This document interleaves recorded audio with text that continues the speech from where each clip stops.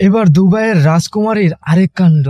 সামাজিক মাধ্যমে ঝড়, প্রকাশ্যে বিচ্ছেদের ঘোষণার জন্য বিশ্বব্যাপী আলোচিত দুবাইয়ের রাজকুমারী শেইখা মাহরা বিনতে মুহাম্মদ বিন রাশিদ আল মাকতুম এবার নতুন এবং ব্যতিক্রমী এক উদ্যোগ নিয়েছেন। তিনি ডিভোর্স নামের পারফিউম উন্মোচন করেছেন। ইনস্টাগ্রামে সম্প্রতি এক পোস্টে শেইখা মাহরা নতুন পারফিউমের সুগন্ধি একটি টিজার শেয়ার করেছেন, যা সামাজিক যোগাযোগ মাধ্যমে ঝড় তুলেছে। সংবাদ মাধ্যম ইন্ডিয়া টুডের বরাতে এ খবর প্রকাশ করেছে। টিজার ভিডিওতে ছিন্ন ভিন্ন কাজ, গাঢ় রঙের পাপড়ি এবং একটি কালো প্যান্থারের ভিজুয়াল দেখানো হয়েছে।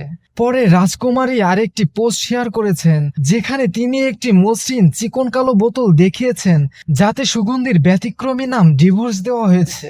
এর আগে চলতি বছরের 16 জুলাই দুবাইয়ের রাজকুমারী শেইখা মাহরা ইনস্টাগ্রামে বিস্ফোরক এক পোস্ট দেন। এতে তিনি তার ব্যবসায়ী স্বামী শেখ মানা বিন মোহাম্মদ বিন রশিদ বিন মানা আল মাকতুমকে তালাক দেওয়ার ঘোষণা দেন। শেইখা মাহরা দুবাইয়ের শাসক মোহাম্মদ বিন রশিদ আল মাকতুমের মেয়ে। 2023 সালের মে মাসে শেখ মানার সঙ্গে তার বিয়ে হয়। তাদের কন্যা সন্তানের বয়স তখন 2 মাসও হয়নি। সেদিন এক পোস্টে শেইখা লেখেন, প্রিয় স্বামী, আপনি অন্য সঙ্গীদের নিয়ে ব্যস্ত আছেন, তাই আমাদের তালাকের ঘোষণা দিলাম। আপনাকে তালাক, আপনাকে তালাক, আপনাকে তালাক দিলাম। ভালো থাকবেন। আপনার সাবেক স্ত্রী। শেইখা ইনস্টাগ্রামে তার স্বামীর সঙ্গে যেসব ছবি পোস্ট করা ছিল সব মুছে দিয়েছেন।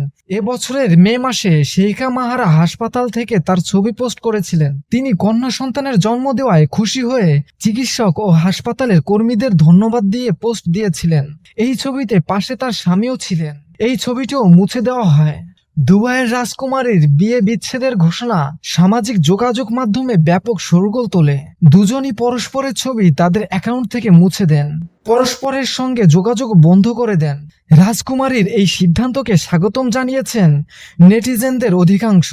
কেউ কেউ আবার প্রশ্ন তুলেছেন, নারী হয়ে কিভাবে বিয়ে বিচ্ছেদের ঘোষণা করতে পারেন। তবে সাহসী রাজকুমারীর পাশে থাকার বার্তা দেন কেউ কেউ। তবে তাদের অনুসারীদের কেউ কেউ ভেবেছেন তাদের অ্যাকাউন্ট হয়তোবা হ্যাক হয়েছে।